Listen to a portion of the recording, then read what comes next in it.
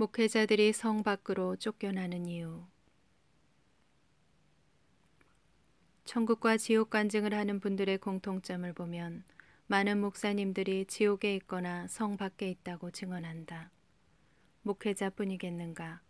신자들 중에서 간음한 자, 살인한 자, 사기친 자들, 거짓말한 자들, 돈을 사랑한 자들, 도둑질한 자들, 자살한 자들 등등 추풍낙엽처럼 지옥에 떨어졌다고 말한다. 한 명도 아니고 여러 명이 증언하니 무시하기도 어렵다. 참고로 필자는 목회자가 아니기 때문에 목회자들에게 미안하기는 하지만 문제점을 객관적으로 말할 수 있는 위치에 있다고 생각한다. 특히 대형교회 목사님들은 대부분 천국에서 보기 힘들다고 하는데 그 이유가 있을 것이다. 수만의 신자를 가진 대형교회 목사가 정작 자신은 천국에 들어가지 못하는 일이 일어난다. 그 이유가 무엇일까? 성경은 이 문제에 대해 답을 알려주고 있다. 신성모독. 가장 큰 문제는 자기가 영광을 받는 것이다. 특히 대형교회 목사님들은 자기가 영광을 받는 모습을 우리는 충분히 목격하고 있다. 그런데 정작 본인들은 그 사실을 잘 모르는 것처럼 보이기도 한다.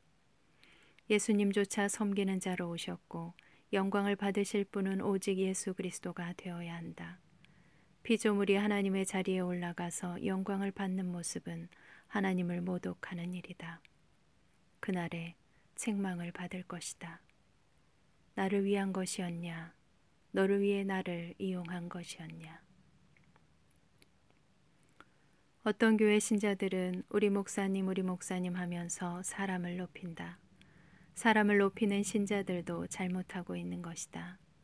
오직 하나님만 높임을 받는 대상이 되어야 하고 이름도 빛도 없이 섬기는 모습으로 살아야 한다. 목사든 장로든 집사든 직분에 관계없이 우리는 다 종의 신분에 불과하다. 삭군 목자. 그들은 자기 상을 이미 받았느니라.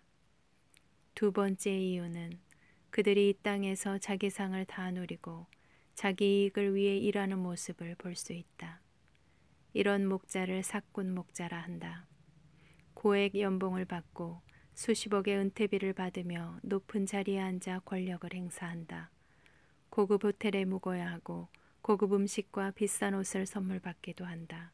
교회가 두 쪽으로 갈라져 소송하고 분쟁하느라 양들이 다 흩어진다. 하늘에 쌓아둔 상은 하나도 없음은 물론이고 바깥 어두운 데로 쫓겨나 부끄러움의 대상이 될 것이다. 평생 신자들을 가르치고도 하나님의 일하시는 방식을 모르는 것은 안타까운 일이다. 거짓 가르침 중에는 목사를 잘 섬겨야 복을 받는다. 과거에는 이런 설교를 많이 들었다. 그러나 지금은 이런 말을 하기보다는 스스로 교회 시스템을 그렇게 만들어버린다.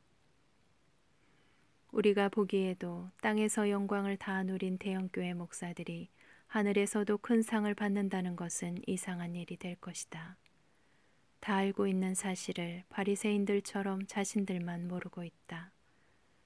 성공한 목회자가 그에 걸맞는 성공 보수를 받는 것은 하늘에서 받아야 한다.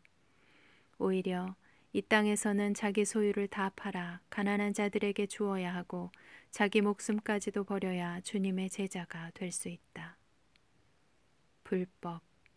하나님의 뜻대로 행하지 않는다.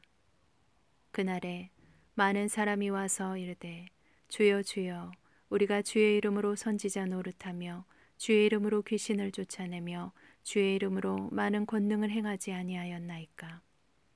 그때에 내가 그들에게 밝히 말하되 내가 너희를 도무지 알지 못하니 불법을 행하는 자들아 내게서 떠나가라. 위에 언급된 세 가지 사역은 대부분 주의 종들이 하는 것인데 그들이 불법으로 행하여 천국에서 쫓겨난다는 말씀이다. 하나님의 뜻보다 자기 뜻과 자기 비전을 만족시키기 위한 사역자들이 많다는 의미다. 예수 그리스도가 빠진 사역이나 주님의 영광을 위한 사역이 아닌 많은 모습들을 우리도 보고 있다. 그들이 얼마나 자기 이름을 내기 위해 힘쓰고 자기 이름이 나지 않는 협력 사업에는 관심이 없는 듯하다. 세상의 조직과 기업은 성과로 사람을 판단한다. 그러나 하나님은 사역의 결과도 중요하지만 더 중요한 것은 하나님과의 인격적 관계를 고려한다. 하나님이 제외되거나 하나님과 개인적인 교류가 부재한 경우 그가 아무리 사역의 열매를 맺었다 하더라도 불법의 행위에 속할 수 있다. 주님께서 행위에 기반한 10계명에 추가로 새 계명을 주신 이유기도 하다. 개들, 비진리를 가르치거나 진리를 가르치지 않는다. 성경은 이런 목자를 심한 표현으로 개들로 부른다. 계시록과 이사야가 기록했다. 개들과 점술가들과 음행하는 자들과 살인자들과 우상 숭배자들과 및 거짓말을 좋아하며 지어내는 자는 다 성 밖에 있으리라. 이스라엘의 파수꾼들은 맹인이요 다 무지하며 벙어리 개들이라.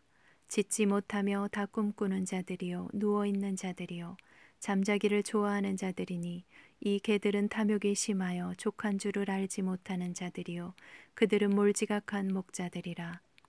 다 제 길로 돌아가며 사람마다 자기 이익만 추구하는 자들이라. 현대교회에서 찾아보기 힘든 메시지, 그들이 하지 않는 설교들이 있다. 지옥설교, 재림설교, 계명준수, 믿음은 행함으로 증명되어야 한다는 설교를 하지 않는다. 이들을 향해 짖지 못하는 벙어리 개들이라 말한다. 교회에서 좁은 길 대신 넓은 길을 가르치는 것은 놀라운 일이다. 그 결과로 도덕 불감증에 걸리고 이혼하고 간음하고 더 악질적인 신자들을 양산했다. 세상의 세계관이 들어와 진리를 훼손하고 희석시켜 미지근한 신자들을 만들었다. 세상의 즐거움과 성공한 자랑들이 그들의 간증거리가 되었다.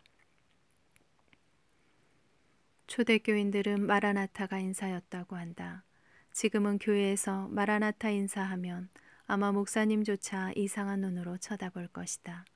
충성되고 지혜 있는 종이 되어 주인에게 그 집 사람들을 맡아 때를 따라 양식을 나눠줄 자가 누구냐. 충성되고 지혜 있는 목자는 신자들에게 종말의 때에 이르러 깨어 주님의 다시 오심을 준비시키는 설교를 해야 한다. 그러나 만일 그 악한 종이 마음에 생각하기를 주인이 더디오리라. 이런 목자는 엄히 때리고 외식하는 자가 받는 벌에 처하리니 거기서 슬피 울며 이를 갈게 될 것이다. 그러므로 목자는 때를 분간하는 일이 매우 중요한 사역이다. 때에 맞지도 않는 설교를 하여서 신자들이 영적 잠에 빠지고 미지근하여 벌거벗은 모습으로 다니면 안 되는 일이다. 주인이 올 때에 그 종이 이렇게 하는 것을 보면 그 종이 복이 있으리로다. 충성되고 지혜로운 목자가 희귀한 시대다.